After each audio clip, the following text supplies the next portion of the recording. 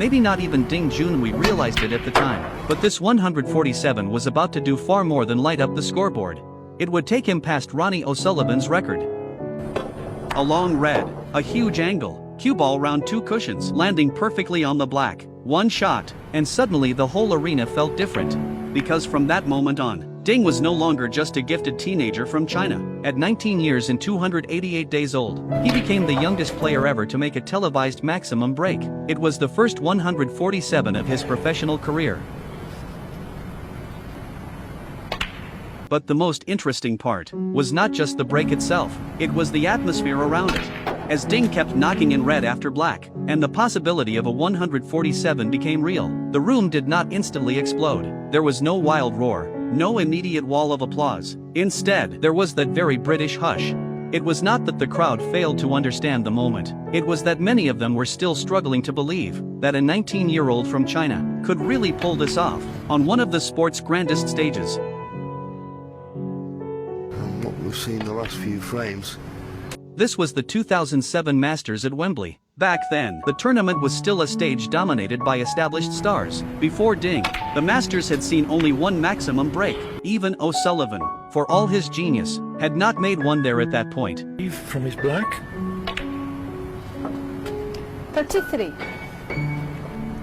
And yet Ding looked nothing like a nervous teenager. His cue action was clean, his tempo was steady, the way he moved from red to black felt older than his years.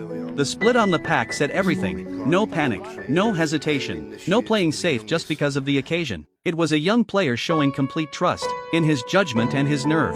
And the break was not effortless all the way through. There were awkward angles. There were moments when position was not perfect. A couple of balls could easily have ended the run on the spot. But each time, Ding found the answer. That is what made the clearance feel so special. Not just the scoring, but the control.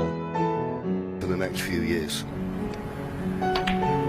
That is also the part younger fans sometimes miss today. When people talk about Ding now, they often jump straight to the near misses, the ups and downs, and the fact that the complete career set never quite arrived. But back then, he was genuinely seen as a wonder kid.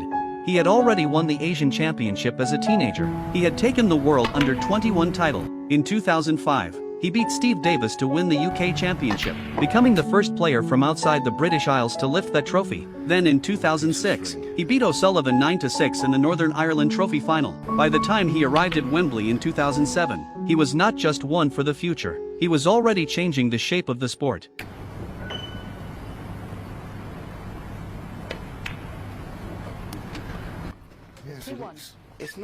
So when the 147 graphic finally appeared, it felt less like a nice bonus, and more like a statement.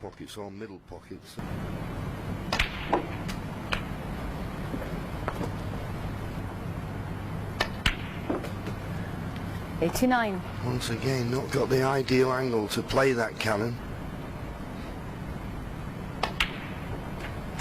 There were still a few reds left in awkward positions. One mistake, and the whole thing would disappear. The choice was simple. 96. Open the cluster and take the risk, or trust his cueing and go for the tougher pot. Ding trusted his cueing. He took on the long red, he drilled it into the top pocket, and that was the moment the arena finally gave in.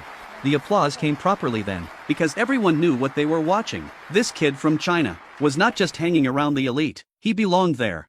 That shot did more than keep the 147 alive. It broke the last bit of doubt in the room. In Britain, respect from a snooker crowd is never handed over for free. You earn it one shot at a time, and Ding did exactly that.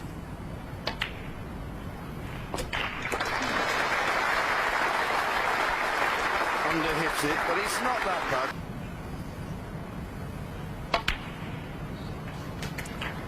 As the reds disappeared, the finish line came closer, but he never rushed it. No early celebration, no loss of focus, just calm, measured snooker, under enormous pressure.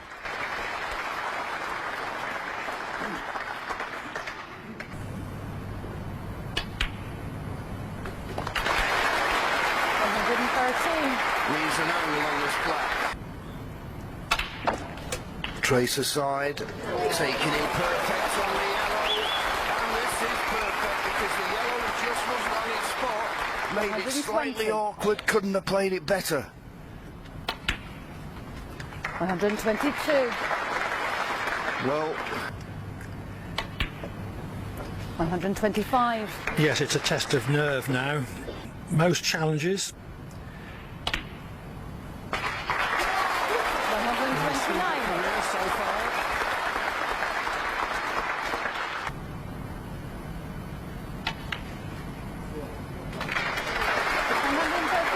How's he now on this pink? He doesn't want to be the wrong side. No, it looks like he's straight for the black. When the final pink dropped, the crowd was already on its feet. Everyone knew what was coming next.